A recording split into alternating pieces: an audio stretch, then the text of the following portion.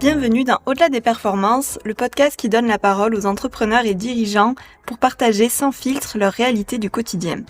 Je suis Carole Messonnier, naturopathe, et dans chaque épisode, je vous invite à découvrir des parcours de femmes et d'hommes engagés à travers des échanges vrais, humains, autour des difficultés qu'ils ont rencontrées et de la manière dont ils ont trouvé leur propre équilibre à leur façon. Un nouvel épisode vous attend tous les 15 jours, et si ces conversations vous plaisent, je vous invite à vous abonner et à mettre 5 étoiles pour soutenir le podcast. Aujourd'hui, j'enregistre dans les bureaux de la préfecture de la Lozère pour une riche discussion avec monsieur le directeur de cabinet, Malcolm Théolaire. On parle ensemble de l'impact qu'un poste à haute responsabilité peut avoir sur la santé mentale et physique, des armes psychologiques qu'il faut développer pour tenir sur la durée, mais aussi de la solitude que peut générer une telle fonction, en particulier dans un territoire comme la Lozère.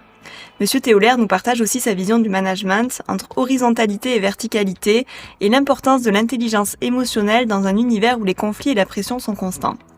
Il revient sur la nécessité de verbaliser les émotions, de créer une relation de confiance avec ses équipes, mais aussi sur la difficulté de trouver un équilibre personnel dans une vie scrutée en permanence. Bonne écoute! Bonjour Monsieur Théolaire. Bonjour. Bienvenue dans le podcast. Merci. Est-ce que vous pouvez vous présenter en quelques mots? Tout à fait. Alors, je m'appelle Malcolm Théolaire.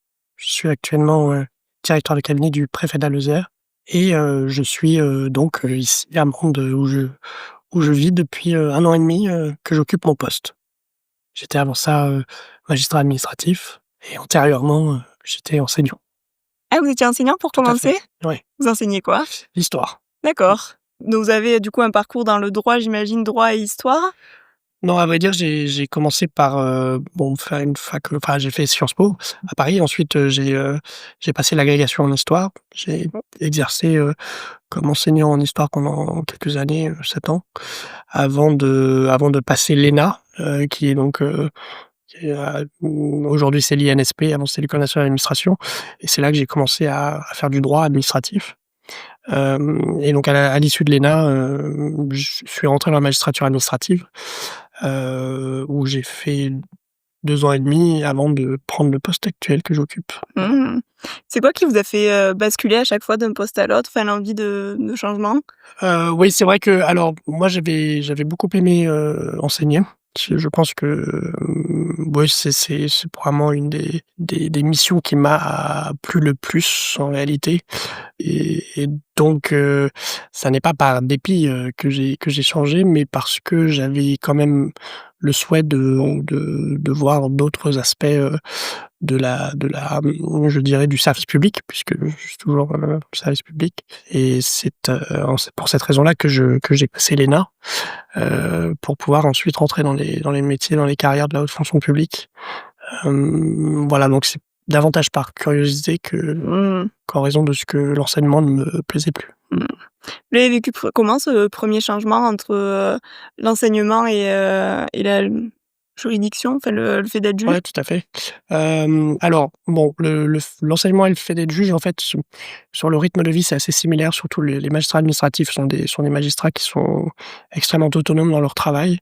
Le traitement des dossiers est quand même globalement, on travaille en autonomie, et on peut travailler selon des horaires qui nous plaisent le plus, parce que c'est un contentieux dans lequel l'audience ne tient tient une place moins importante que pour les juges civils ou de droit pénal. Et donc on peut organiser son temps de manière extrêmement libre, ce qui évidemment présente certaines similarités avec le métier d'enseignant, qui jouit pareillement d'une dimension d'autonomie assez importante. C'est très différent de la situation dans laquelle je me trouve actuellement, où mes horaires sont globalement imposés par un emploi du temps extrêmement strictement déterminé, avec beaucoup d'astreintes et de permanence à faire. Donc là, je dirais que le changement le plus significatif a été celui de passer de juge à sous-préfet, davantage que de prof à juge, en termes d'organisation de sa vie personnelle, j'entends. Ouais.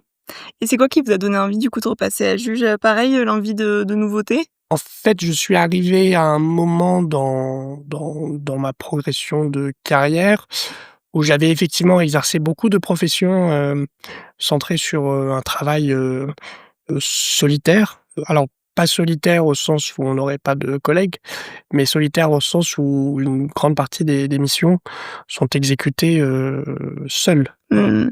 Mmh. Et je souhaitais passer à des fonctions où le travail en équipe, constituait une nécessité et où, tout projet ne pouvait être conduit que collectivement. Parce que j'avais effectivement eu peu d'expérience professionnelle, dans laquelle, je dépendais, d'autres personnes pour conduire mon travail Mmh. et en garantir la qualité. Aujourd'hui, c'est très différent. Sans mes équipes, je n'accomplis absolument rien et ça n'est que dans une, collaboration, parfois, intense, hein, qu'on arrive à conduire des missions, de manière satisfaisante et cet aspect-là, je dirais, du métier de sous-préfet, effectivement, est probablement enfin, de tous les métiers qui ont une dimension managériale en comparaison avec ceux de magistrat ou d'enseignant est, à mon avis, la plus importante. C'est que, voilà, on ne peut plus faire les choses tout seul et donc ça implique certaines autres contraintes et certaines autres considérations qui peuvent aussi, hein, affecter, la vie privée puisque on rentre à la maison avec d'autres problématiques que simplement, le fond du dossier qu'on est en train de traiter ou le fond du cours qu'on est en train de préparer. Mmh. Voilà. Vous voyez, une différence sur votre santé, mentale et physique entre le début de votre prise de poste et aujourd'hui, 1 an et demi après? Alors, je dirais que, sur des fonctions comme, enfin, sur la fonction que j'occupe actuellement, l'effet en particulier sur la santé mentale, physique, c'est vrai aussi, mais c'est moins significatif, se fait sentir, dans les 6 premiers mois. Puisque en réalité, c'est le changement de rythme davantage que le rythme Mmh. lui-même qui Bouleverse. nous affecte, voilà. On finit par s'habituer aux contraintes, heu, psychiques que peuvent, présenter le métier et à s'adapter en conséquent. C'est vrai c'est un métier qui présente des frustrations particulières. D'autres métiers en ont. Magistrat, c'est aussi c'est aussi un emploi comme tous les autres qui peut être source de frustration et ces frustrations nouvelles qui émergent de l'exercice de ces fonctions, elles ne sont pas pires ou meilleures, mais elles sont nouvelles. Donc il faut s'y adapter et développer, je dirais, les armes psychologiques, nécessaires pour y faire face et ça prend un peu de temps. Mmh. C'est quoi qui a été le plus dur, dans les frustrations ou dans ce que vous avez rencontré comme situation qui a été, sur le dans ces 6 premiers mois un peu difficiles sur le coup? Alors ce qui est extrêmement difficile, en particulier alors il y a 2 aspects. Moi là, je suis en Lozère, qui est le plus petit département de France. J'ai exercé en qualité de magistrat à Paris, dans le plus grand tribunal administratif de France. L'environnement est pas le même. Donc l'environnement est pas le même, et la promiscuité, n'est pas la même. En Lozère, elle est très prononcée et elle implique des exigences de réserve et de discrétion, qui peuvent très fortement contraindre, la vie privée, en fait, voilà. Mmh. Et ça prend, en particulier pour un Parisien qui était assez, socialisant, je dirais, il faut s'y habituer, quoi. Voilà. Mmh. Et ça peut être assez pénible, parce qu'évidemment, c'est tout un pan de notre vie sociale qui est révolutionné, en fait. Voilà. Donc ça a été une des contraintes importantes qui est, liée, je dirais au devoir de discrétion qui est attendu des fonctionnaires et qui est beaucoup plus facile à satisfaire tout en ayant une vie sociale à Paris Ouais. qu'en Lozère. Si je devais donner un autre aspect des difficultés, qu'a présenté, à ses débuts le poste sur disons, mon confort psychique, disons, appelons ça comme ça, heu, c'est, hem, c'est le fait que la nature des acteurs avec lesquels on a à traiter est très diversifiée, et ces relations sont à fort enjeu en termes de résultats professionnels. Et donc, cette dépendance qu'on a sur des acteurs qui ne sont pas soumis à notre autorité ou sur lesquels nous avons que peu d'action, exige d'adapter son comportement, de manière, manière, assez prononcée et assez différenciée entre les acteurs. Faut être un peu un caméléon. Il faut être un caméléon. Alors on pourrait appeler ça, de la diplomatie de manière un peu générale, mais c'est vrai qu'il y a une différence entre la diplomatie dans un environnement professionnel où les partenaires sont limités en nombre et en variété, et les partenaires quand on exerce à l'échelle départementale, qui sont, très nombreux, très diversifiés dans leur nature et leurs fonctions et qui ont, entre eux des objectifs, divergents, voire contradictoires. Et donc, s'habituer à cette, disons, cette cartographie des acteurs et des tensions qu'impliquent, les relations, enfin les tensions que peuvent produire les relations et les exigences qu'on a à leur égard, a été un aspect difficile. Je dirais que quand on est en tribunal administratif, on est à la fois autonome mais surtout les partenaires avec lesquels on interagit, ses collègues magistrats, sont, bien identifiés. Généralement, nous avons, des objectifs communs avec, une communauté de sensibilité. C'est la même chose dans l'enseignement. Les profs, sont globalement, d'une mentalité, Mmh. similaire. Ici, les gens dont on dépend pour pouvoir progresser dans son travail, sont très différents, et donc ça, c'est s'y habituer, enfin, on s'y habitue, mais on s'expose d'abord à de la conflictualité qui peut être difficile à vivre, heu, jusqu'à ce qu'on comprenne qu'on s'inscrit dans un jeu de rôle qu'il faut apprendre à maîtriser, quoi. Voilà. Donc j'ai été un peu long sur cet aspect-là, mais je pense qu'il est important. C'est-à-dire que, si je devais résumer, je pense que d'un métier à un autre, les conflictualités qu'on peut découvrir avec les partenaires, peuvent varier et certaines peuvent être mieux ou moins bien vécues. Bon, moi, j'en ai pas souffert très longtemps et beaucoup parce qu'en fait, les enjeux sont quand même assez circonscrits en Lozère. Il y a des problématiques existent, mais elles ne sont pas très diversifiées en nature, donc on y arrive. Mais c'est vrai qu'il faut s'habituer et accepter, qu'on entre dans des fonctions où, bah, un certain nombre de personnes que l'on fréquente quotidiennement vont être en désaccord et ce, de manière assez prononcée. Voilà. Mmh.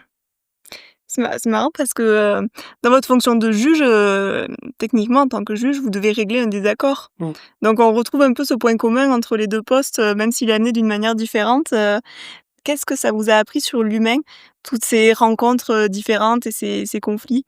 Alors, dans le champ de l'enseignement, la conflictualité, elle est, je dirais, de nature. Elle est fondamentalement inscrite dans le rapport entre l'enseignant et les élèves, même si les enseignants sont très attachés à leurs élèves et généralement l'inverse est vrai aussi. En dépit des quelques cas, qui, défraient la chronique, la réalité c'est que les enseignants et les élèves, entretiennent, une relation de confiance, mais c'est une relation de confiance qui est ambiguë parce que l'enseignant est par définition là pour, poser des limites, imposer des contraintes, et donc il y a une tension, latente qui parfois, éclate au grand jour à travers des conflits, des élèves qui se rebiffent, des enseignants parfois qui peuvent perdre patience aussi. Cette conflictualité est très bien identifiée dans le monde de l'enseignement, donc elle est quand même maîtrisée. Il y en a une autre qui est un peu plus difficile, je dirais, à gérer, c'est celle du rapport avec les parents d'élèves qui peuvent parfois être assez proactifs en faveur de leur enfant et à leur bénéfice, même si parfois on estime que c'est pas toujours à bon escient parce que le le le le personnel scolaire quand même prend des décisions qui sont pertinentes, mais qui peuvent être contestées. Donc là, on a une conflictualité qui s'installe et qui commence là encore à être bien identifiée par les enseignants qui s'habituent maintenant, parce que les relations sont beaucoup plus directes avec les nouvelles applications d'enseignement, qui s'habituent à interagir quotidiennement avec les parents. Donc voilà, pour l'enseignement, une conflictualité qui est consubstantielle, au métier de prof, qui est un métier de la contrainte et de l'apprentissage. Dans les tribunaux, il peut y avoir des tensions avec les magistrats du tribunal avec lesquels on a traité de cas, parce qu'on est en désaccord sur le fond du dossier. C'est généralement des oppositions qui sont extrêmement policées puisqu'elles portent sur des questions, techniques de droit. Elles peuvent parfois avoir une dimension, plus émotionnelle, mais c'est plutôt rare, hein. C'est généralement pas l'objet du contentieux administratif. Quant au rapport avec, les avocats et les requérants ou les défendeurs, en audience, la distanciation est tellement instituée, que ce soit, voilà, institutionnellement, par la manière dont l'audience est organisée, mais aussi physiquement, le fait que les magistrats soient sur le siège et que les requérants soient dans la salle fait qu'en fait, on a quand même Une une distance naturelle. distance qui fait que la conflictualité s'exerce effectivement entre les parties, mais assez peu, vis-à-vis des magistrats. Et donc c'est un métier qui globalement, se caractérise par un caractère, très, très doux des rapports, professionnels, même si certains contentieux peuvent être chargés, hein. Il y a des gens qui peuvent venir avec des questions, et qui affectent leur vie privée de manière Impactante. assez significative, mais la qualité du droit, je dirais, dans ces circonstances, c'est d'aplanir en fait, cette tension et d'en faire quelque chose d'essentiellement technique, quoi. Ici, c'est très différent. On est sur des fonctions, de coordination, de l'action des différents,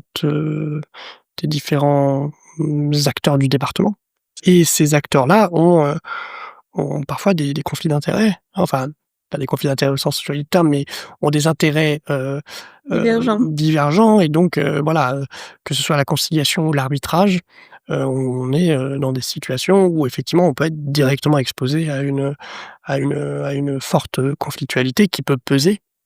Mais d'un autre côté, je dirais que, alors que par exemple dans le monde enseignant, l'engagement émotionnel est très clairement établi, on peut pas le nier. Hem, dans le champ de l'action préfectorale, il est vrai que la la définition statutaire, des métiers, de l'administration, fait qu'effectivement on se place dans une situation, où on est quand même un peu en retrait du fond des conflits qui opposent les personnes.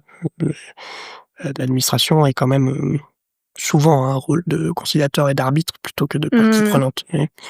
Donc ça n'est pas insurmontable, mais parfois quand dans le cadre de ces oppositions, notre, sensibilité ou notre ego, deviennent investis, voilà, d'une importance, particulière, ça peut effectivement nous affecter. Et si le conflit est suffisamment fort, ça peut évidemment avoir un impact important, sachant que, voilà, un des grands aspects du métier, je pense, c'est d'être capable de maîtriser évidemment ses humeurs, de toujours garder patience, et c'est là que l'on voit que, parfois, quelque chose que l'on pensait nous affecte, assez peu, en fait, en réalité, on se retrouve à avoir des réactions qui sont disproportionnées et qui indiquent qu'en fait, on est peut-être un peu plus investi qu'on ne pensait qu'on l'était, quoi. Mmh. C'est Voilà la difficulté éventuellement que je pourrais identifier de ce point de vue-là, sur les fonctions actuelles. et comment vous faites, quand vous sentez, qu'il y a une charge émotionnelle, un peu trop présente? Comment vous faites pour la réguler ou la laisser passer?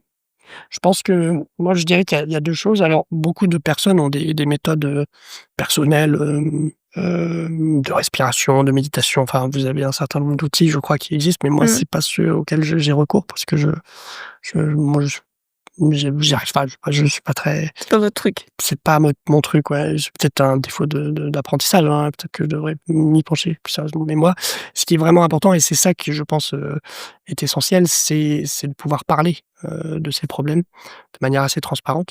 Pas forcément directement avec les acteurs avec lesquels on est en difficulté, mais éventuellement en parler, dans le contexte personnel aussi, hein. On Mmh. peut ramener, entre guillemets, les problèmes du travail à la maison pour pouvoir, réfléchir à des solutions, et notamment nos amis, nos conjoints, notre famille a généralement une connaissance, très aiguë de nos faiblesses, des difficultés, caractérielles qu'on pourrait rencontrer. Et parfois, c'est toujours intéressant de leur parler pour leur demander conseil sur l'importance ou non qu'a une situation que l'on a mal vécue et comment y réagir.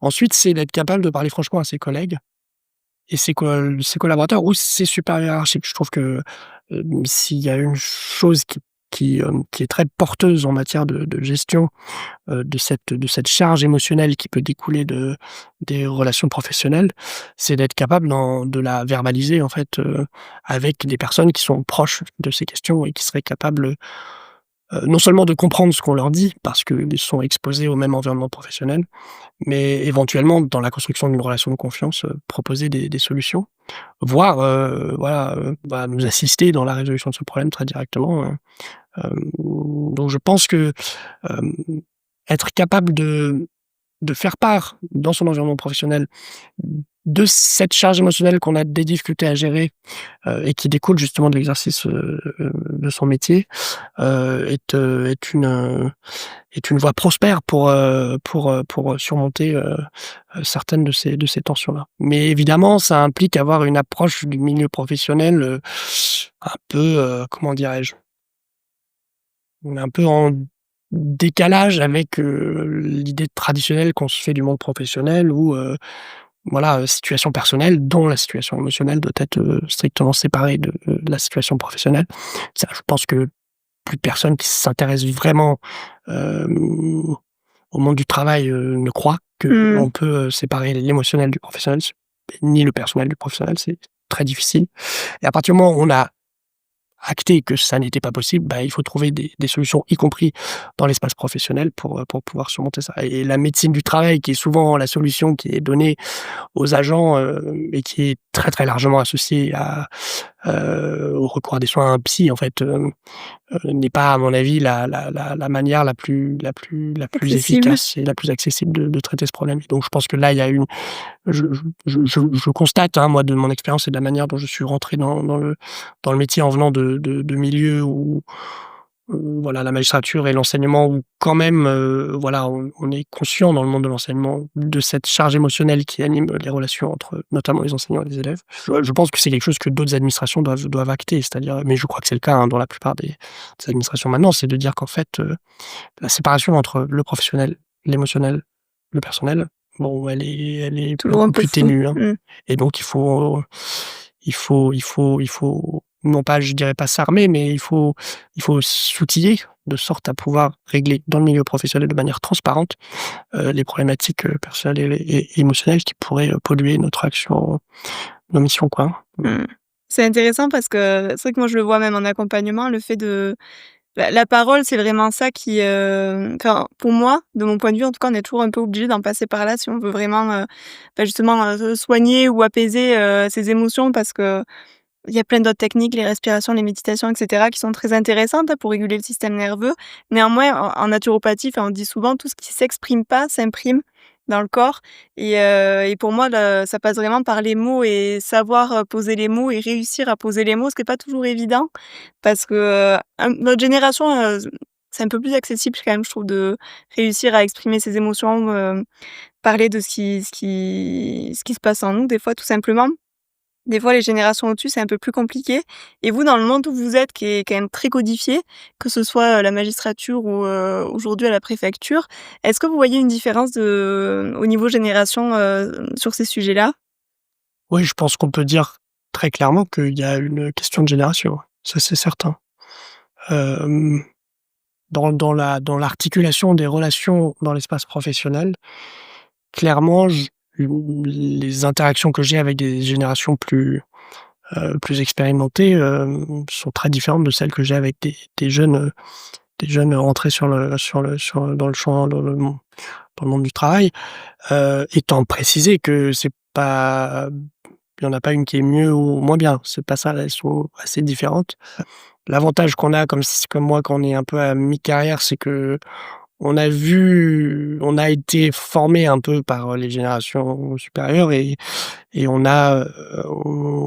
est quand même pas très éloigné des générations plus jeunes, donc on arrive un peu à cartographier tout ça. Peut-être que ça, c'est plus difficile quand on est en haut ou en bas du spectre, je ne sais pas. Mais c'est vrai que, d'une manière générale, je pense que, de fait, le monde du travail est en train d'être redéfini par les nouvelles générations.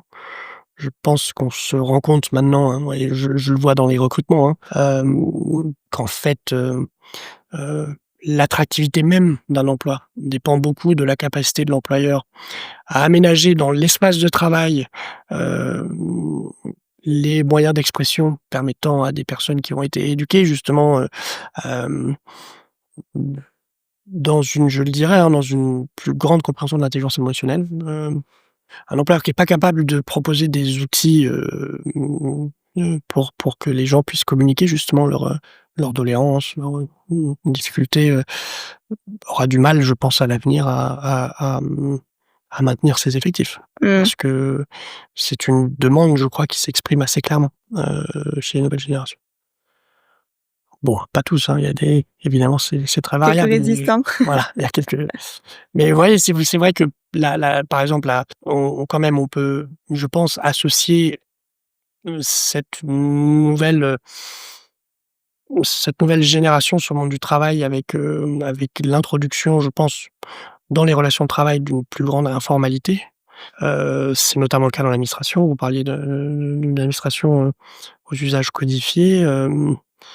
C'est vrai que les relations sont autrement plus informelles, je dirais, avec des personnes qui entrent sur le marché du travail qu'avec des personnes qui étaient, avant moi, et donc je pense que ce moindre formalisme, malgré tout accompagne, une capacité à être plus direct et franc les uns avec les autres, y compris sur la situation, morale dans laquelle on serait susceptible de se trouver, ouais.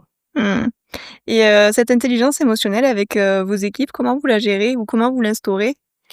Hem, moi je sais pas si j'ai trouvé la bonne, solution. Moi je ne fais que mettre en œuvre des choses qui m'ont été conseillées, soit, lors de formations, enfin essentiellement lors de formations, soit par d'autres collègues avec qui j'ai échangé. Mais, je dirais que ce qui est important, c'est d'instaurer une relation de confiance suffisante pour que les gens, s'ils souhaitent pouvoir vous parler franchement, le fassent.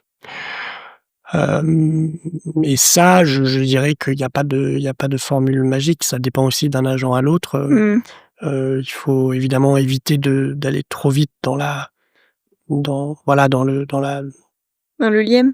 dans le lien ou dans la formalité, vous voyez? Mmh. Certains le vivent assez mal. Parfois, il faut juste, abandonner, hein. On peut avoir des collègues ou des collaborateurs qui n'ont pas envie d'entrer dans ce genre de de de relations professionnelles, et il faut le respecter aussi. Mais l'idée, c'est quand même moi, j'ai une politique de la porte ouverte. Je ne ferme jamais ma porte, sauf si je suis en entretien. Et l'idée, c'est de dire qu'on est à l'écoute ou pas de tout élément qui pourrait nous être communiqué, sachant que moi, en tout état de cause, je suis tenu au secret, pour des raisons de déontologie professionnelle. Donc je n'ai pas vocation à être, psy, certainement pas. Mais dans l'organisation de mon service, et si une personne estime qu'elle a besoin d'expliquer une réaction qu'elle a eue, ou de justifier peut-être d'un saut d'humeur, je suis disponible pour les écouter, et éventuellement, si dans le champ professionnel, une solution peut être trouvée pour les aider à dépasser les difficultés dans lesquelles ils se trouvent, voilà, proposer des aménagements qui peuvent être, utiles. Hem voilà, je dirais que la clé, c'est d'être identifié comme une personne qui ne sera pas dans le jugement déjà, Mmh. qui n'aura pas, qui saura, être dans l'écoute davantage que dans l'affirmation, vous voyez? Je dirais que le côté un peu négatif de ça, c'est qu'on peut rapidement passer pour quelqu'un d'un peu indécis. Parce qu'on donne l'impression de ne pas vouloir, imposer, acter, affirmer. On est dans une attitude, moi personnellement, je suis dans une posture qui est davantage dans la collégialité, et dans l'échange, horizontal, comme c'est le cas d'ailleurs dans la magistrature, entre magistrats. Voilà, donc cette intelligence émotionnelle, je pense qu'elle passe d'abord par la communication, et que la communication passe, aussi d'abord par la confiance et le fait que les gens soient prêts à communiquer. Heu, mmh. La question se pose, quand même, je dirais, parce que c'est une chose d'instaurer un rapport de confiance, entre moi avec mes collègues ou moi avec mes collaborateurs. C'en est une autre de s'assurer qu'au sein du service, mes collaborateurs, aient entre eux aussi une relation de confiance suffisante pour pouvoir, éventuellement partager entre eux, les problèmes auxquels ils peuvent faire face et trouver à leur niveau les solutions utiles. Quitte à ce que ce soit, des problèmes, qui soient en relation avec, ma propre manière de faire fonctionner le service. Je trouve important que les chefs de bureau, puissent, avoir assez de liberté de parole entre eux, voilà, discuter aussi des méthodes, que j'emploie et pouvoir, collectivement, me faire part Le de leurs retour. difficultés, voilà. Bon, tout ça, c'est des évolutions culturelles et puis comme nous avons tous un peu de la loyauté à l'égard les uns des autres, il y a des choses qu'on ne dit pas, que l'on cache quand c'est pas trop grave, voilà. Mais l'idée, c'est d'éviter que des abcès se forment et des abcès qui ont une origine, essentiellement émotionnelle. Sachant que par ailleurs, et je terminerai juste là-dessus, à cet égard, vous parliez de la verbalisation et de son importance. Elle est d'autant plus importante que ça la verbaliser permet aussi d'éviter des malentendus. Parfois, c'est pas qu'on est en désaccord, c'est qu'on s'est mal compris. Ça Mmh. arrive très souvent. Et parfois, le simple fait d'en parler permet de ne pas avoir à trouver de solution parce qu'on se rend compte qu'il y a pas Il y a de pas de problème, problème. en fait. On s'est simplement mal compris. Et c'est assez fréquent, je trouve. Et c'est assez révélateur. C'est-à-dire qu'en fait, il est très, très facile d'entrer dans des situations de tension, complètement inutilement. Vous étiez prêt, quand vous avez pris ce poste, à gérer tout ce côté, managérial? Parce que ça a rien de forcément très instinctif ou facile, de gérer une équipe et gérer d'autres personnes? Non, non. Alors je pense que malheureusement je n'ai pas un profil managérial qui est, adapté au poste. Je m'explique. Je crois que je viens d'un milieu effectivement, la magistrature dans laquelle, l'horizontalité des relations professionnelles est, l'alpha et l'oméga, du travail du magistrat administratif et que j'arrive dans une des administrations, heu, dans laquelle le principe de hiérarchie est quand même important et donc la verticalité évidemment, peut être assez prononcée. Donc je suis arrivé dans un milieu professionnel avec des méthodes qui étaient, un peu en contradiction. J'ai pris le parti de quand même en faire application, tout en reconnaissant que j'avais des prérogatives et des responsabilités qui m'interdisaient de considérer que mes collaborateurs avaient à prendre les mêmes responsabilités ou le même niveau d'exposition que moi. Faut pas non plus, se tromper sur les devoirs que l'on a en qualité de sous-préfet et que l'on peut pas faire peser sur ses collaborateurs. Mais tout de même, l'idée, c'était quand même de venir avec un esprit, orienté vers, la collégialité davantage que l'autorité. Ça marche en partie, ça marche pas toujours, parce que malheureusement, autant dans le champ, de la juridiction, on a le temps de traiter le fond des dossiers et on prend notre temps pour trancher. Heu, Autant, dans les métiers de sous-préfet où l'on est quand même confronté à beaucoup de situations d'urgence et de crise, on n'a pas ce temps-là et le temps de discussion est quand même limité, et le temps de convergence parce que souvent, les gens sont pas d'accord, il leur faut un peu de temps pour converger vers une idée commune, pour se convaincre les uns les autres. Ce temps-là, on n'en dispose pas. Et donc je me suis retrouvé et je pense que ça, c'est un des pièges, quand on entre dans une politique de l'horizontalité, c'est qu'on se retrouve à avoir des sauts de vert des comment dire? Des élans de verticalité soudains et Mmh. imprévus parce que, face à l'urgence et dans la frustration de ne pas trouver une solution, Rapide. rapide et ben, on impose et on le fait, de manière, soudaine et caricaturale, en fait, et non maîtrisée. Et donc je pense que ce qu'il m'a fallu, apprendre et ce que je dois continuer à apprendre, c'est à être capable de maîtriser les moments dans lesquels je reviens dans de la verticalité. De voir aussi comment on peut aménager, le travail pour que, moins de choses soient moins urgentes, moins souvent. Vous voyez ce que je veux Mmh. dire? C'est-à-dire que je pense qu'on se crée aussi beaucoup, le sentiment d'urgence, auquel on est confronté. Beaucoup de choses sont moins graves qu'elles n'y paraissent et il faut accepter aussi, je dirais, de pas prendre la responsabilité pour tous les malheurs du monde non plus. C'est vrai que le Mmh. corps préfectoral, est très central dans la vie du département, donc on est rapidement sollicité, pour des problèmes qui peuvent être assez importants, mais on n'a pas vocation tout tout résoudre résoudre non dans la plus. foulée.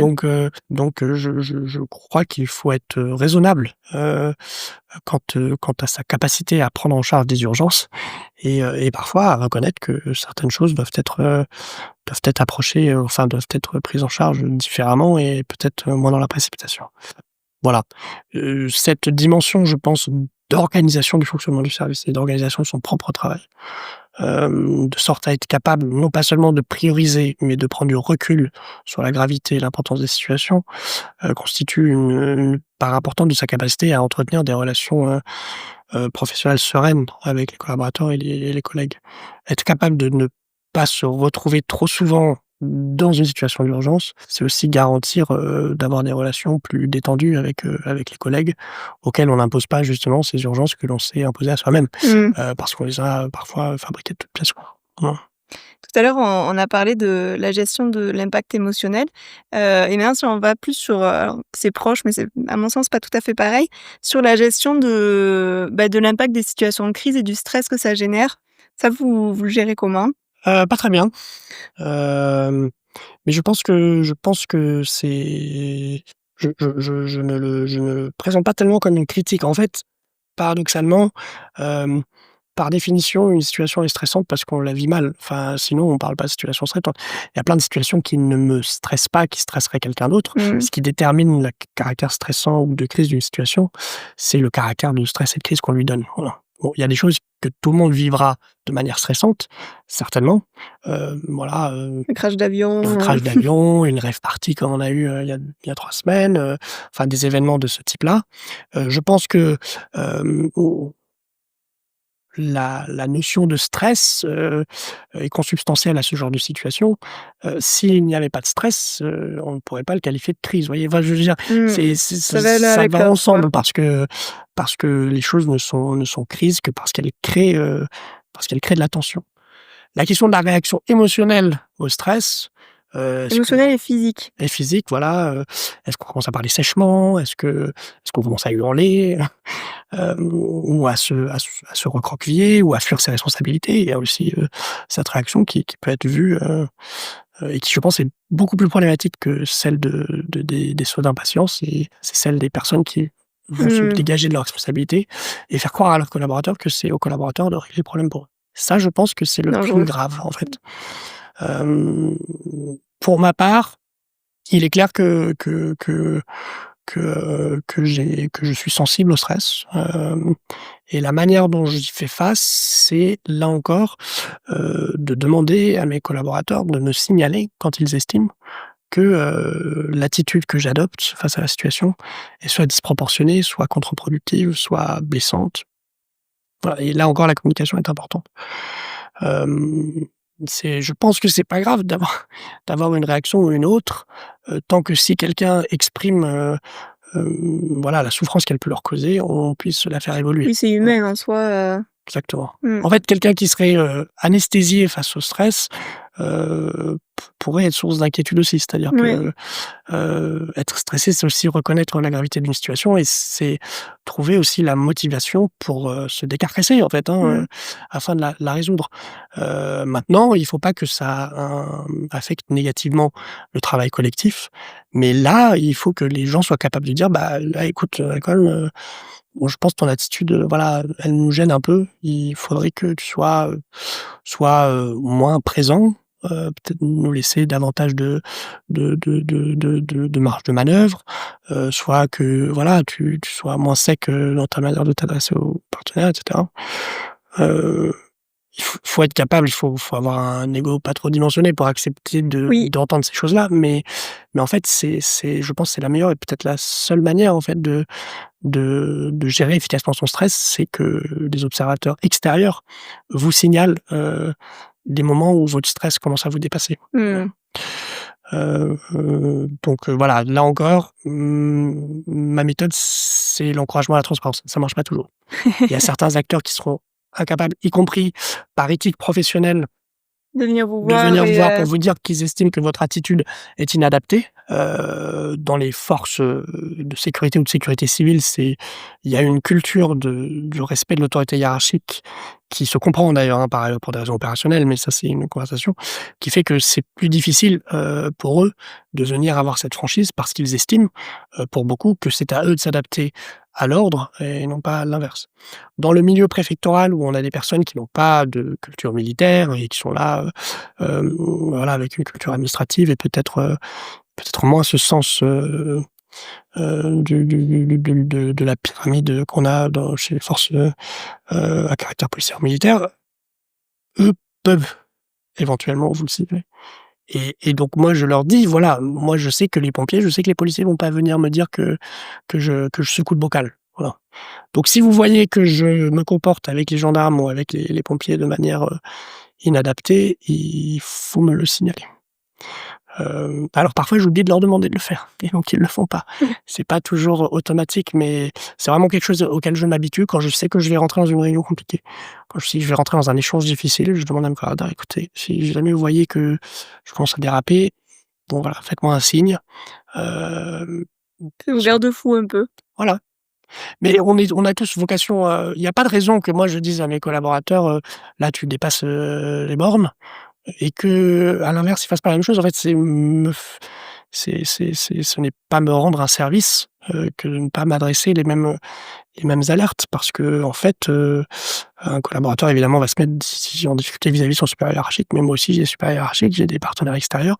Si personne me dit que je suis en train de dépasser les limites, acceptables, et ben je m'expose bêtement en fait, parce qu'il suffirait d'un mot pour que je réadapte mon comportement. Mmh. Voilà. Mais voilà, cette confiance que l'on construit en temps normal et qui permet aux collaborateurs d'avoir des échanges francs entre collègues ou entre collaborateurs, sur les comportements des uns et des autres.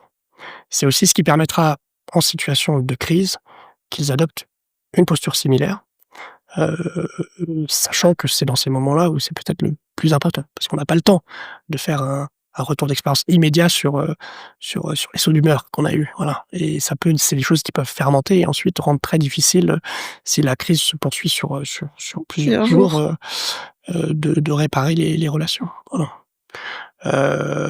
Mais ça voilà, le problème, c'est que c'est un travail qui prend un peu de temps.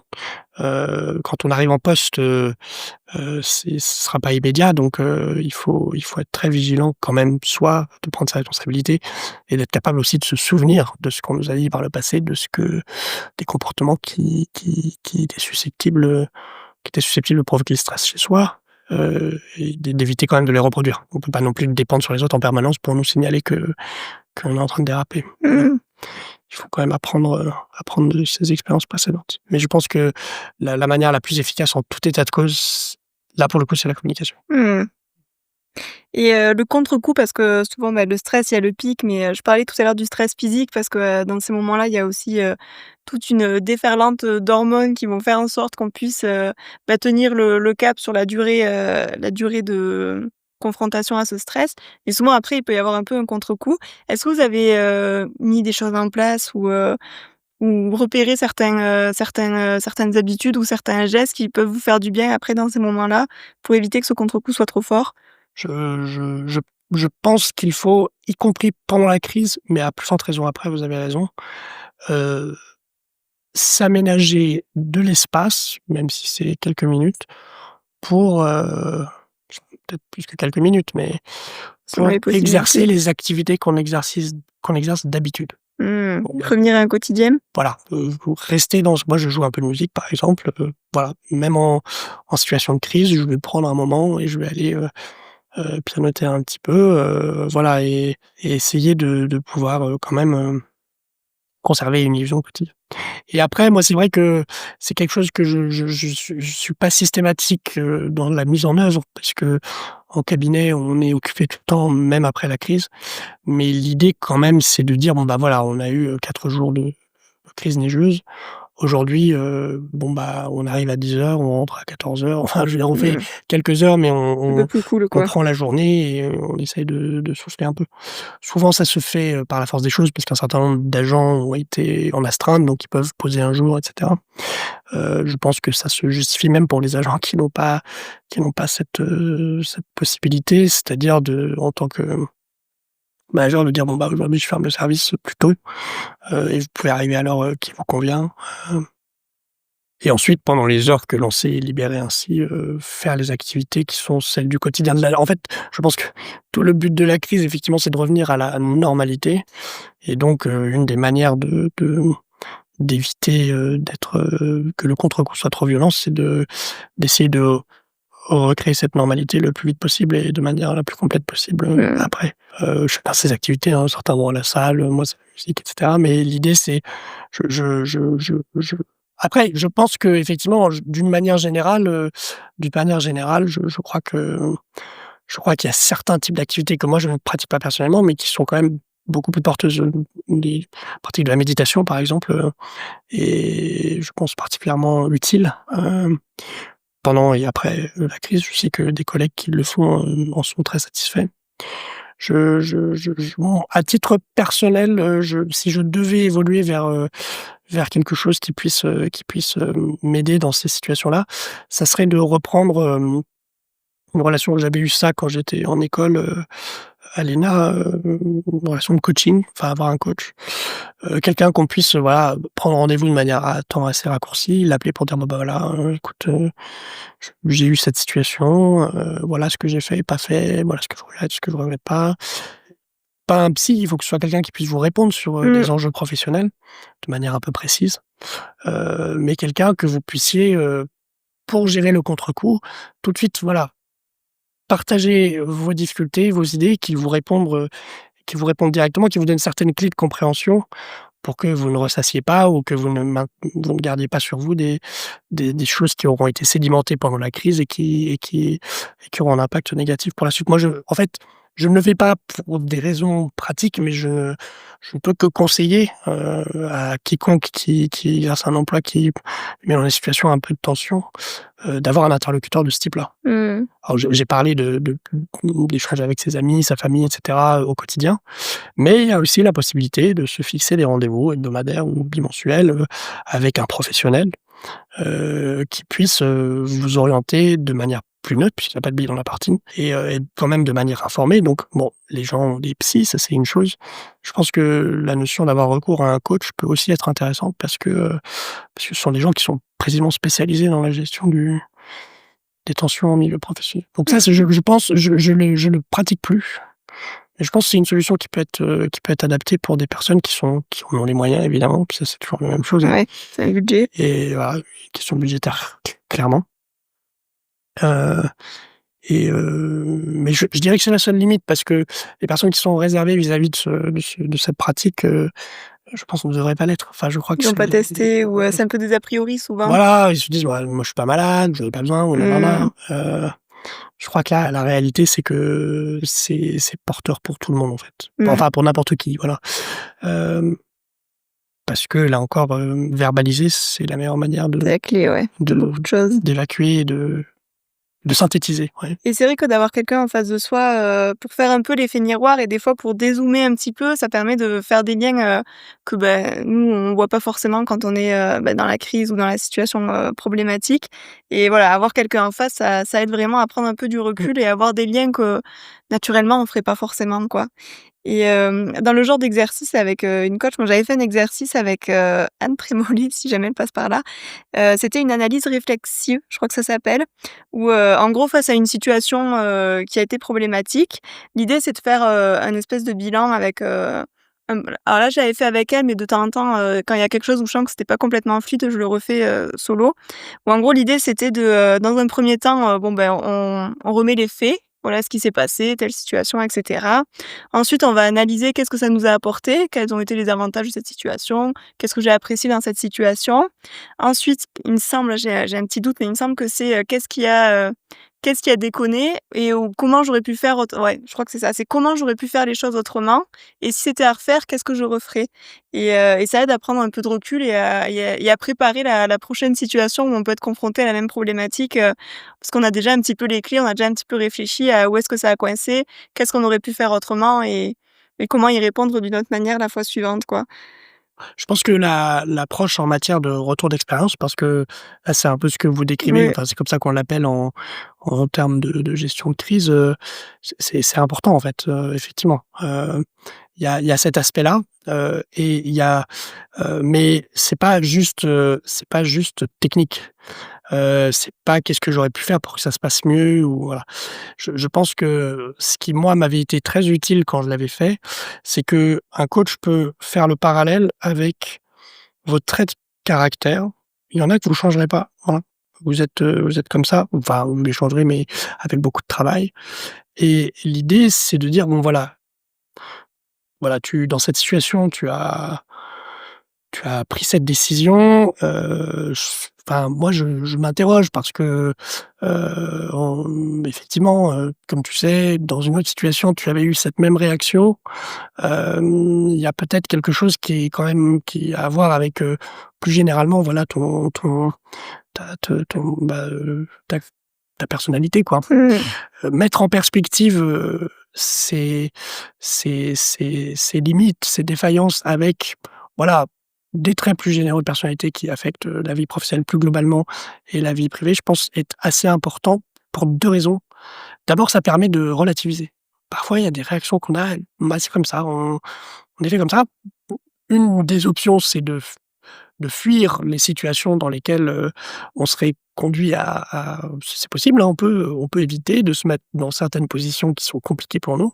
Moi, je sais qu'il y a un certain nombre de positionnements dans lesquels je vais avoir du mal à gérer, voilà.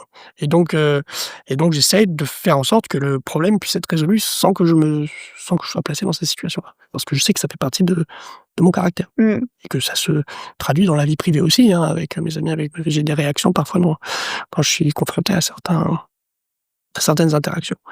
L'autre solution, c'est de dire: «Bah, voilà, à partir du moment où tu vas te retrouver dans cette situation où ces éléments de ta personnalité vont peut-être avoir, un impact, voilà, l'accepter, peut-être combiner ces éléments de réaction avec une autre approche, en parallèle qui permette peut-être de lisser les conséquences de tes réactions». Par exemple, un saut d'humeur, bah, on peut l'avoir et puis ensuite, dans les minutes qui suivent, aller voir le collègue, lui dire: «Bon voilà, j'ai réagi comme ça, mais il faut que tu saches que c'est aussi lié au fait que, bon, quand je suis confronté à ce problème-là, voilà ce que je vois et voilà pourquoi ça m'affecte tant. Ne le prends pas pour toi», enfin et cetera et cetera.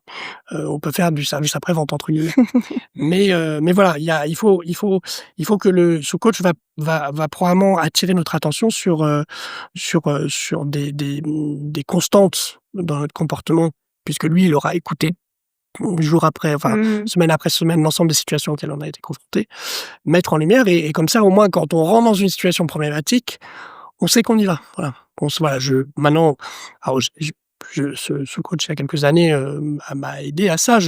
Moi, je sais quand je vais rentrer dans une conversation d'un certain type que, voilà, je risque d'avoir cette réaction et que ça pourrait affecter mon interlocuteur. Le savoir avant d'y aller, ça permet soit de reporter, cette conversation à un moment plus adapté, soit peut-être, de la conduire d'une manière différente. Hem, voilà, soit de ensuite enrober, les difficultés qui ont pu émerger pendant cet, échange, en revenant vers la personne après pour lui donner des clés d'explication. Je pense que c'est important. C'est vrai que souvent, s'expliquer est vécu comme une sorte d'aveu de faiblesse, oui. Je pense que c'est pas faux. Je pense que beaucoup d'interlocuteurs le vivent comme ça quand on vient s'expliquer avant pour dire, «Voilà, écoute-moi, j'ai réagi comme ça, mais c'est pour ceci, pour cela. Je suis désolé si ça t'a affecté, mais il faut que tu comprennes mon point de vue» et cetera. Ça peut être vécu par le partenaire comme étant, un signe d'incertitude, de fragilité, ce que c'est par ailleurs, hein. Enfin, faut pas le nier, hein. Mmh. Hem, je pense qu'il faut rentrer dans une culture où s'expliquer, ça n'est pas, s'excuser et ça n'est pas, reconnaître qu'on a fait une erreur. Moi, je dirais que c'est pas forcément une, fragilité de s'expliquer, c'est plus, accepter de mettre en lumière ses fragilités. Moi, j'y trouve une petite nuance et en même temps, je trouve que c'est très courageux parce que, souvent on nous apprend et on cultive un peu, ce truc de toujours garder la face, toujours être fort et pas montrer ses failles. De la même manière que d'aller voir un psy, moi, je trouve que c'est très courageux parce que c'est oser au final faire face un peu, à ses failles, à ses faiblesses et là où c'est perçu comme un aveu de faiblesse, moi, c'est quelque chose que je trouve extrêmement courageux. C'est pas facile. C'est Mmh. pas facile, surtout dans certains milieux professionnels où effectivement c'est vu comme même pas juste de la faiblesse, mais une méconnaissance de la nature de ses fonctions. Dans certains milieux professionnels, justifier de ses choix, c'est mettre en péril, la qualité de son action en, donnant l'impression aux collaborateurs qu'ils peuvent faire ce qu'ils veulent ou que enfin, je veux dire, il y a des gens qui vous tiennent des discours un peu étranges, hein, sur ces questions-là. Pour moi, ce qui fonctionne le mieux, en tout cas, c'est de voilà, c'est de ne pas, heu, me limiter dans ce que j'accepte ou pas de dire à mes collègues, de la nature de mes réactions sur le lieu de travail. Parce qu'en fait et c'est ça, je pense, qui doit être, perçu, toutes les réactions qu'on a sur le milieu professionnel, quelle que soit leur source, et dès lors qu'elles affectent le fonctionnement du service, ont vocation ou ont un caractère professionnel, relèvent du service, de sorte que on doit pouvoir en parler. Mmh. Hem, alors il y a des secrets qui doivent être conservés, le secret médical, la vie privée et familiale. Il y a un certain nombre d'éléments qui n'ont pas vocation à être évoqués, mais sur la question de, voilà, expliquer ou détailler, voilà, on détaille toujours, voilà, les manières dont on a traité le fond du dossier, sans jamais parler de tout l'environnement, émotionnel qui explique la manière les approches qu'on a eues du dossier en question. Mmh.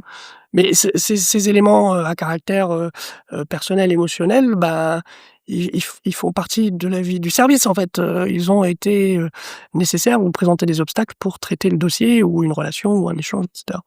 Et donc, moi, je pense qu'il est en fait illégitime de dire à quelqu'un: «Bah, tu viens, me dire que, tu as réagi pour ceci, pour cela, c'est pas mon problème». C'est c'est pas vrai, en fait. C'est à partir du moment où on est dans une relation de travail et que, telle ou telle réaction a affecté la relation de travail, c'est tout à fait le problème de tout le monde et il faut en discuter. Mmh. Moi, je prendrais cette approche. Elle peut sembler un peu excessive, mais je pense qu'en réalité, il est tout à fait normal, si, une réaction qui a une origine, sentimentale, émotionnelle, a pu affecter, une relation de travail, il est tout à fait normal et peut-être c'est de notre devoir d'aller s'en expliquer. Mmh. Heu, donc j'ai aucun souci avec ça parce que non seulement je n'ai ça me pose pas de problème d'ego à titre personnel, ça il faut peut-être aussi pouvoir le dépasser, Oui, c'est évident. c'est pas si évident. Mais surtout je pense que ça se justifie au point de vue professionnel, en fait. Mmh. Ça a raison d'être, oui. Oui, c'est accepter sa nature, humaine, en fait, au final et que cliver, personnel, professionnel, c'est impossible, en fait, parce qu'on a vécu des choses dans notre vie personnelle qui forcément vont nous mettre des déclencheurs et quand ça se présente dans le pro, bah, c'est compliqué de se dire: «Ah non, ce déclencheur, c'est perso», Mmh. on contrôle pas ce côté émotionnel, quoi. Bah, à partir du moment où le déclencheur, émerge, dans le cadre du service, bah, il est plus personnel. Mmh. Il devient plus que personnel. Il devient aussi professionnel. On peut pas on peut pas le retirer de la conversation, au simple motif qu'en fait, il La prend source, ses c'est ouais. origines dans la vie personnelle. D'autant qu'en fait, la vie personnelle elle-même n'est souvent qu'un révélateur de traits de caractère, en fait. Quand on a des sauts d'humeur, dans le milieu familial, si on regarde très bien, on se rend compte qu'en fait, la nature des déclencheurs est un peu la même que ceux qui peuvent émerger en milieu professionnel et en fait, c'est plus une question de travailler sur son sur soi, sur sa personnalité, qu'une question d'importation de problèmes personnels dans le monde professionnel. En fait, généralement, on porte ces problèmes, en nous et ils ressortent, dans la vie personnelle, dans la vie professionnelle, Oui, ils sont là, quoi. voilà, ils sont là. Et donc, soit on les connaît, on peut pas les dépasser, on a des stratégies, soit d'évitement, soit de compensation. Soit on en parle pour éviter qu'il soit un problème et je pense que si on arrive à résoudre ces problèmes d'humeur dans le milieu professionnel, parallèlement, ça pourra aider aussi pour, Côté perso. côté perso, quoi. Mmh. Après je veux pas être trop affirmatif parce que là, ce que je vous dis, c'est tiré de l'expérience que j'ai pu avoir, et du fait que j'ai vu, hein, de situations très contrastées en matière d'environnement professionnel et donc je vois en fait, comment des gens peuvent travailler avec des cultures si différentes, quoi, hein. Mais je crois j'ai l'impression, hein, quand même que globalement, les réflexions sur l'équilibre dans l'espace professionnel vont vers davantage de reconnaissance du fait qu'on peut pas juste renvoyer tous les problèmes à la simple circonstance qu'ils sont de nature personnelle. Je pense que c'est plus possible parce qu'en fait, on ne traite que la moitié de la question, en fait. Mmh. Alors en parlant je change de sujet, mais je fais un lien en parlant sur, le pro et le perso. Vous avez abordé en tout début, du podcast, votre rythme assez intense dans cette nouvelle fonction et c'est vrai que donc aujourd'hui, comme vous m'expliquez, vous vivez littéralement sur votre lieu de travail.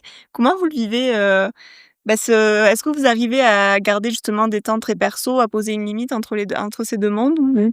Oui, bah, alors je crois que la géographie peut avoir un impact dans la seule mesure où on laisse cette géographie avoir un impact. Je m'explique.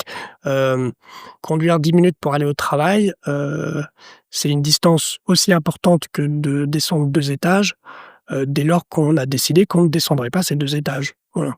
En fait, je pense que la proximité entre le lieu de vie et le lieu de travail n'est un problème que si on a, un problème, avec son travail. C'est-à-dire que si on est capable d'acter mentalement une séparation entre les 2, que vous soyez à 10 kilomètres ou aux 2 étages, voilà. Ouais, mais est-ce que c'est pas plus facile de se dire, «Bon, bah, je quitte le boulot, à 19h ou à 18h aujourd'hui parce que j'ai 10 minutes de route», que quand j'ai juste 2 étages à monter où on peut se dire, «Bon, bah, en 3 minutes, je suis chez moi, je peux gratter encore un peu», Moi, je sais pas, mais je connais des collègues qui vivent, loin du travail c'est et qui pareil? emportent leurs problèmes de travail avec eux. Ils emportent leur ordinateur portable déjà, Ouais. donc et je constate que quelle que soit la distance du domicile, je reçois des mails de certains partenaires à 22h donc et moi ça n'est pas vraiment quelque chose que je fais. J'arrive quand même alors si je suis encore au travail à 22h, ça peut m'arriver, mais une fois que je suis monté chez moi, généralement Vous arrivez à couper? je coupe, ouais. Non, c'est vrai que c'est assez surprenant ce que la distance que les gens sont capables de parcourir en gardant à l'esprit tous les problèmes qu'ils ont accumulés au travail. Mmh. Pendant les vacances, même quand les gens sont loin, maintenant, voilà. Le droit à la déconnexion, commence à être, à rentrer dans les cultures, professionnelles, y compris dans l'administration. Mais, pour beaucoup de milieux, ça reste un vœu pieux, hein. Ça devrait pas l'être.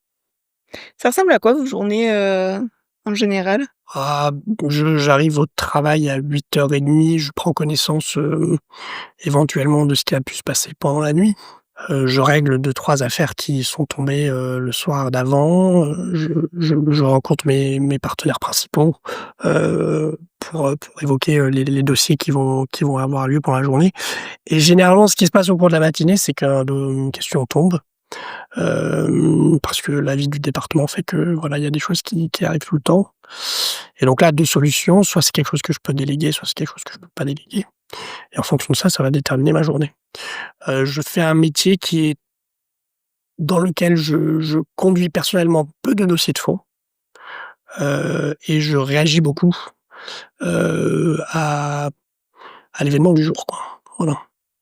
Ce qui a l'effet de créer, une anarchie assez importante dans la gestion de mon agenda. J'ai en fait, si vous regardez mon agenda, j'ai pas grand-chose. J'ai des réunions par-ci, par-là, et cetera, mais en fait, mes journées sont remplies généralement jusqu'à 21h-22h parce que, parce que les choses arrivent, voilà, et qu'il faut les traiter. À côté de ça, j'ai quand même une fonction d'encadrement qui n'est pas insurmontable, mais qui est réelle. Au cabinet, on a 26 agents, donc c'est des relations qu'il faut gérer quand même. Donc voilà. À quoi ressemblent mes journées? Elles ne se ressemblent pas. Non, entre elles en tout cas, Elles sont remplies par les événements du moment. c'est ça. En général, elles sont toujours remplies. Tout à fait. Voilà, et donc en fait, au bout d'un moment, il faut parler de choisir ce qui est une urgence et pas une urgence. Il y a un moment, il faut choisir ce qu'on décide On priorise. qu'on ne va pas traiter, quoi. Mmh. Il y a parfois des demandes, les gens me rappellent il y a me rappellent, 2 semaines après, «Vous m'avez pas répondu», désolé. Mais alors là, pour tout vous dire, ces 2 dernières semaines ont été très, très calmes. Donc ça permet généralement quand on a des journées calmes comme ça, on se rend compte qu'en fait, on avait 2-3 dossiers de fond sur le feu qu'on peut faire avancer. Mmh. Soit, d'organisation du service, soit, dans la conduite de nos relations avec les partenaires extérieurs, essayer de mettre en place, qu'il y ait un groupe de travail, qu'il y ait un schéma ou un plan commun et cetera. Donc parfois, si on a un peu de temps, on peut avancer sur du fond. On se rend compte qu'on a du fond à faire. Mais la plupart du temps, on n'est pas là-dessus, quoi. On est Ouais. sur le traitement De l'urgence. de l'urgence, du tout venant de la journée, quoi. Mmh. L'équilibre, pro-perso, enfin votre équilibre pro-perso aujourd'hui, comment vous le visualisez? Hem, En fait, ce qui a beaucoup influencé davantage, que la nature de la fonction, les difficultés de relations pro-perso, c'est le fait que bon, moi, je suis parisien, et je suis en Lozère. Je rentre très peu souvent à Paris et donc ma vie sociale, a pris fin, en fait, quand je suis arrivé en Lozère. Mmh. Je ne vois je Là, je suis, rentré à Paris, quoi, en 6 mois, j'ai dû passer, en tout et pour tout 2 semaines à Paris.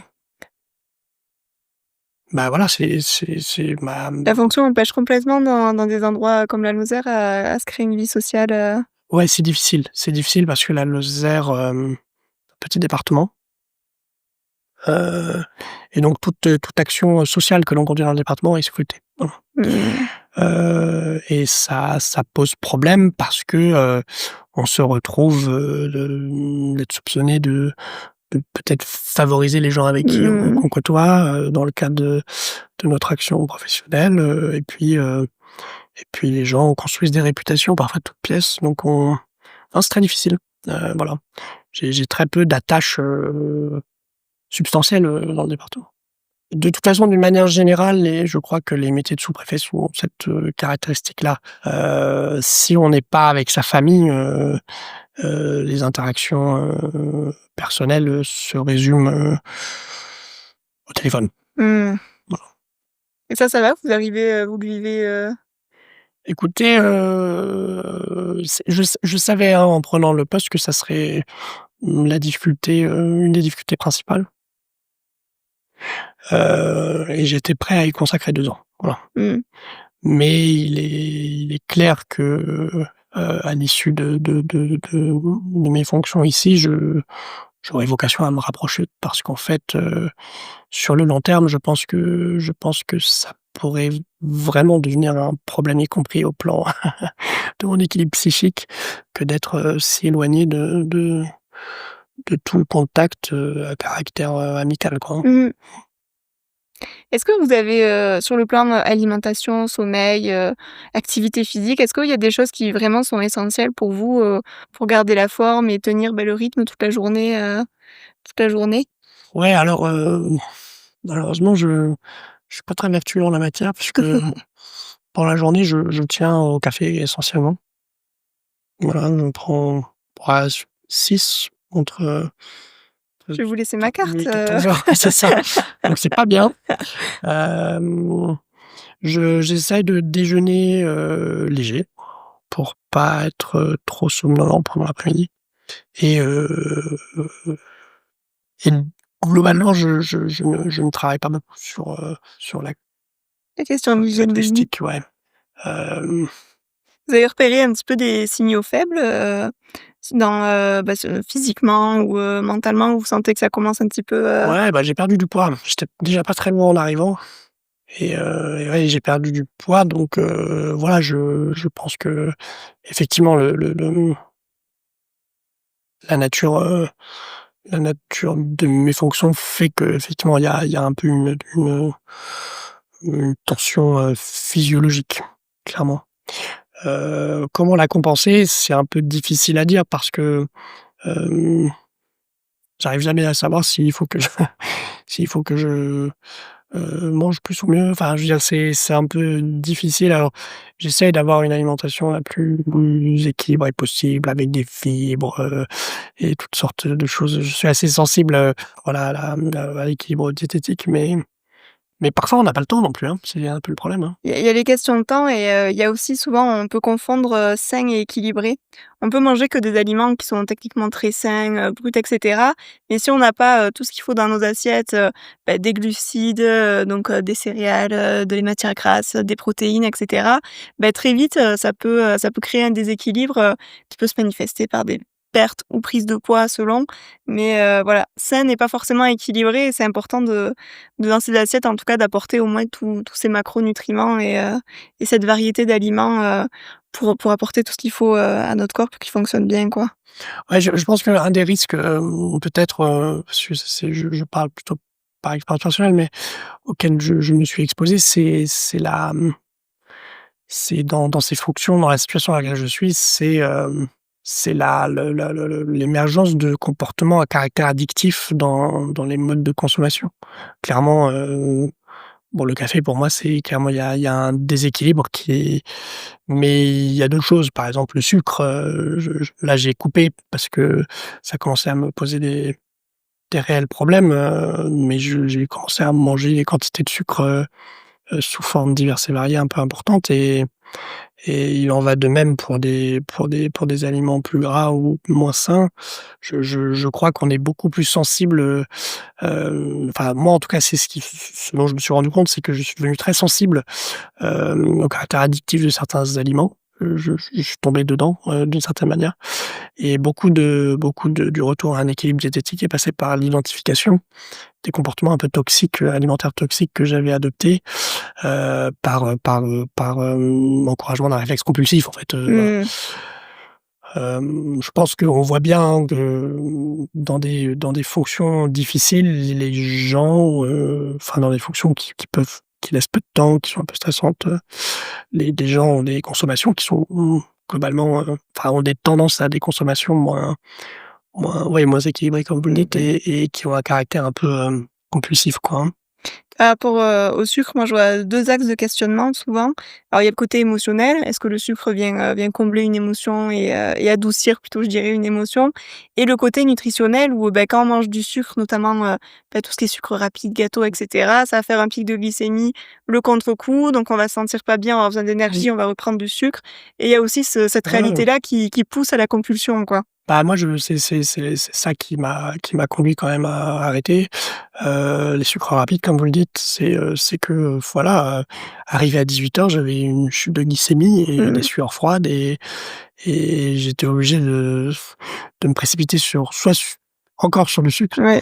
soit sur des biscuits, salés, ce qui est pas bien non plus, pour un peu, compenser la chute de glycémie. Hem Et je crois qu'effectivement les sucres rapides ouais? Minimum départ de feu dans les selles. Pardon? Pardon. Excusez-moi.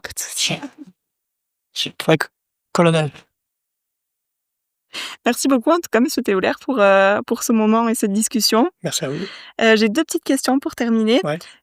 C'est quoi pour vous, votre définition de la performance ou votre vision de la performance?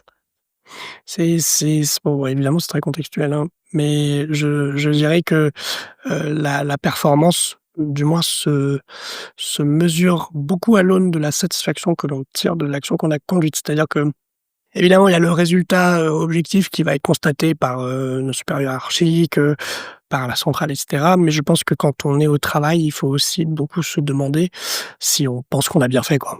Mmh. Et ça, c'est important pour 2 raisons. D'abord parce qu'en fait, in fine, ça va quand même, largement affecter les résultats objectifs, professionnels, le fait qu'on soit content du travail que l'on fait. Mais aussi, à partir du moment où on se rend compte que finalement, ça fait trop de fois qu'on n'est pas très content de ce qu'on a fait, c'est aussi une manière de se poser des questions sur, sa pratique professionnelle, y compris, sur le besoin peut-être, d'aller de faire évoluer sa carrière vers quelque part où on sent qu'on sera plus utile.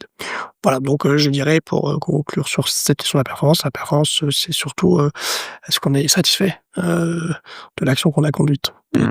Tant préciser que je n'encouragerai personne à ne pas répondre aux commandes qui leur sont adressées par les supérieurs hiérarchiques, mais je pense que c'est une mesure peut-être plus pertinente, pour l'individu et la personne, en tout cas, ouais. Et la dernière question, c'est, je vous l'ai pas posée encore, c'est qui c'est que vous aimeriez entendre derrière le micro? Je pense que je serais intéressé de voir, quelle perspective, peut avoir sur l'ensemble de ces questions, peut-être, quelqu'un qui vient d'un milieu professionnel, qui s'est constitué sur, justement, ou à l'époque où sur les principes d'intelligence émotionnelle dont on a parlé. Je pense à certaines formes de nouvelles entreprises, ou peut-être aussi la culture start-up parce que peut-être qu'en fait, on fait des efforts dans certaines administrations comme les nôtres pour, justement développer, des approches plus respectueuses, de l'impact, de la personnalité sur l'exercice des fonctions. Mais certains milieux professionnels qui ont acté cette réalité, peut-être voient les limites aussi d'aller, un peu loin dans cette perspective. Je pense qu'il ne faudrait pas qu'on se précipite, dans des pratiques qui elles-mêmes peuvent présenter au bout d'un moment des limites. Donc je crois que voilà, il faut voir un peu la perspective, opposée. Enfin pas opposée, mais inverse. Merci beaucoup. Merci à vous. Merci d'avoir écouté cet épisode du podcast Au-delà des performances. J'espère que cette conversation vous a inspiré et donné des clés pour intégrer davantage de bien-être dans votre quotidien. Si ce podcast vous a plu, n'oubliez pas de vous abonner et de laisser une note ou un avis sur votre plateforme d'écoute préférée, cela m'aide beaucoup à faire grandir le projet.